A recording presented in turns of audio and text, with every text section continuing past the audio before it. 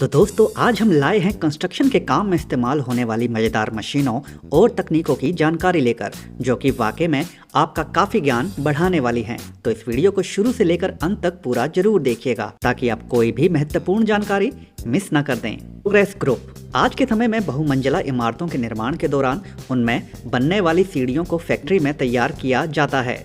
यहाँ इस खास सांचे के अंदर उन्हीं सीढ़ियों को तैयार किया जा रहा है।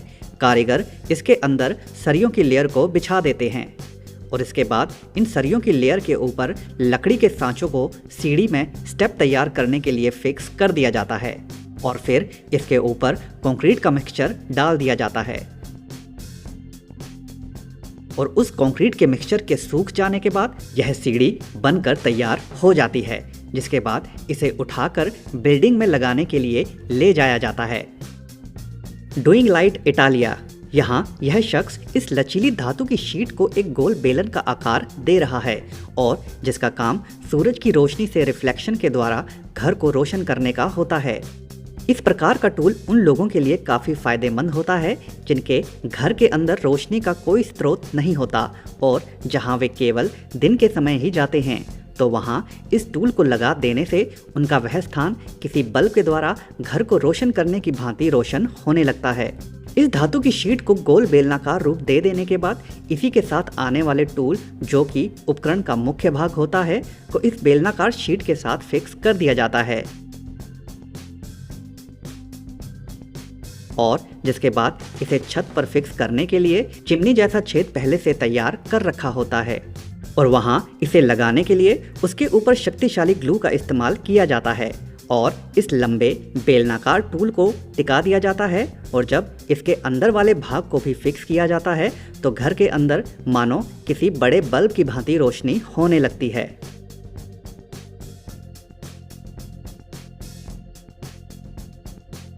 फेंस सिस्टम्स KFT इस प्रकार की तकनीक शायद ही आपने पहले कभी देखी होगी। यहाँ दीवार की जगह लोहे की पतली तारों से बनी जाली का इस्तेमाल किया जा रहा है। खोखले आवरण वाली इन जालियों के अंदर बाद में मोटी बजरी को डाला जाता है। इस प्रकार की दीवार दिखने में विचित्र तो लगती ही है, साथ ही साथ इसकी कुछ विशेषताएं भी हैं। जिन इलाकों में धूल मिट्टी इत्यादि काफ़ी ज़्यादा उड़ती है, तो इस प्रकार की दीवार के लगने से वह धूल मिट्टी इस जाली में ही फंस जाती है और घर के अंदर नहीं आती। यही नहीं, इस प्रकार की जाली वाली दीवार का रख रखाव भी काफ़ी आसान होता है, क्योंकि लोहे की जाली एवं बजरी से बनी इन दीवारों पर प्लास्टर पेंट इत्यादि करने का झंझट भी नहीं रहता। इसके साथ साथ इन्हें बनाने का खर्च दूसरी कंक्रीट वाली दीवारों से भी काफ़ी कम आता है। इसे लोग न केवल दीवारों पर इस्तेमाल करते हैं, बल्कि घर के गेट के लिए भी इसी लोहे की जाली और बजरी का इस्तेमाल करते हैं, जिससे घर को एक अलग ही रूप प्रदान होता है। Pipe life international GmbH construction के काम के दौरान जब मोटी मोटी बिजली इत्यादि की तारों को किसी छेद से निकाला जाता है, तो उस जगह को स्थिर बनाना काफ़ी अनिवार्य होता है ताकि उन तारों को किसी कारणवश खींचने पर वे खराब ना हो जाएं। तो ऐसे में उस छेद के अंदर तारों के ऊपर नीचे गोल रबर के टुकड़ों को रखा जाता है। साथ ही साथ उन तारों के ऊपर भी उस रबर को चढ़ा दिया जाता है और उसके पश्चात इस कंपनी द्वारा बनाया गया खास द्रव, जिसे एक बड़ी पिचकारी नुमा टूल की मदद से इस छेद में भरा जाता है।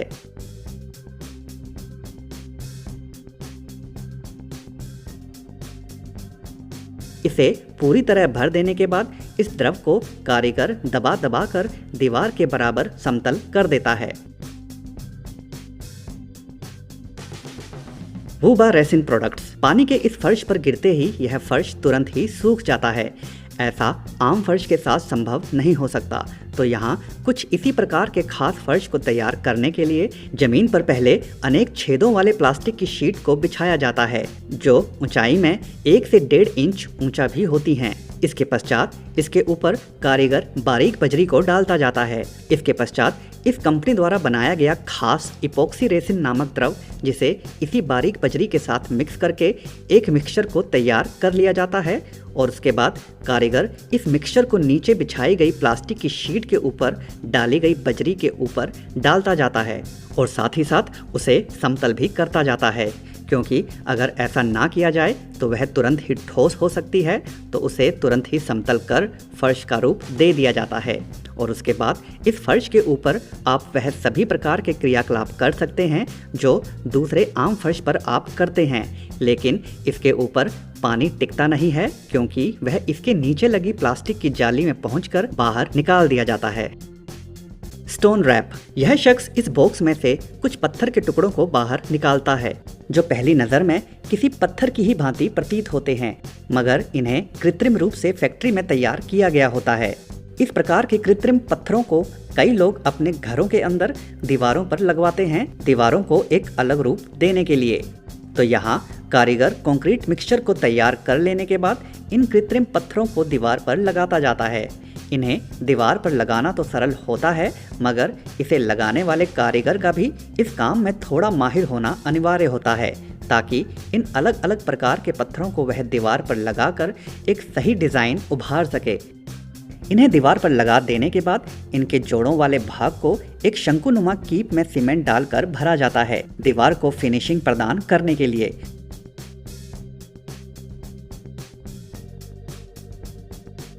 और इसके बाद कारीगर ब्रश इत्यादि से इसे साफ कर इसे अंतिम फिनिशिंग दे देते हैं, जिसके बाद यह दीवार अत्यंत आकर्षक प्रतीत होती है।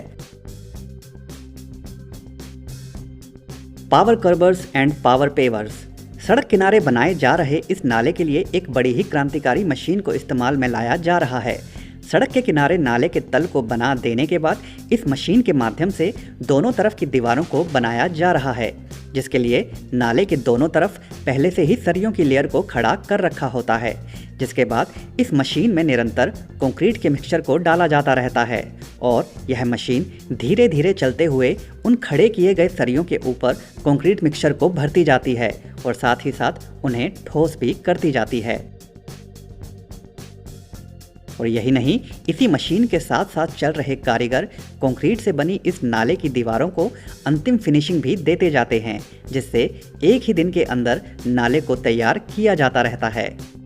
इस प्रकार की मशीन के लिए कारीगरों की भी ज़्यादा ज़रूरत नहीं पड़ती और केवल 3 से 4 कारीगरों की मदद से ही पूरे नाले को बना लिया जाता है और काम पूरा हो जाने के बाद फिनिशिंग भी ज़बरदस्त आती है।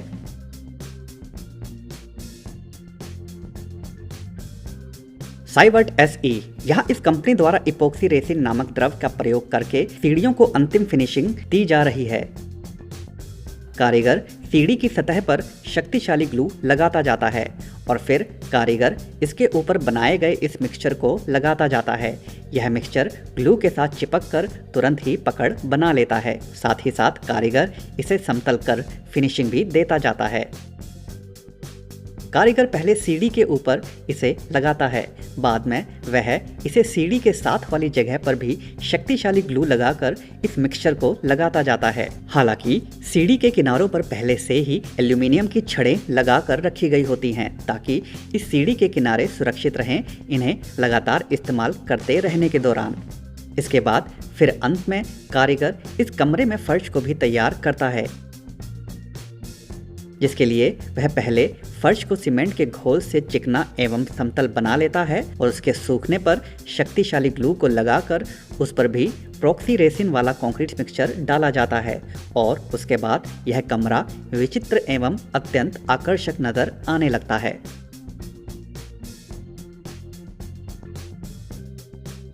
थ्री होमी।